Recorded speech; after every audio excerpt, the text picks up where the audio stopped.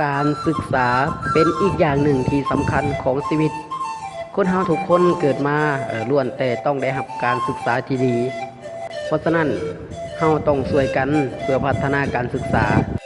มื้อนี้โรงเรียนมัธยมสงฆ์ชัยภูมิโดยเฉพาะแม่นของม .7 ได้ระดมทุนกันเพื่อไปช่วยนักศึกษาชนเผ่าเราจะไปช่วยนักเรียนชนเผ่า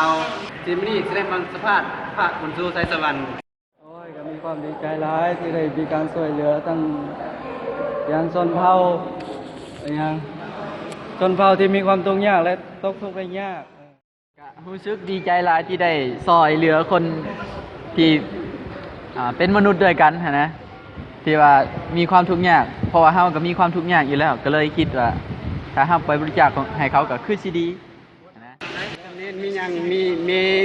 บริจาคอย่างในที่มีส่วนประกอบครั้งนี้เนาะมีหมอน6หน่วยแล้วก็อันนี้ก็ของเขาก็อยากขอให้ทุกๆคนนั่นแหละนะร่วมใจกันแบบว่าผู้ใดมีหยังก็ช่วยเหลือกันไปบริจาคช่วยกันเนาะขอบใจเนาะ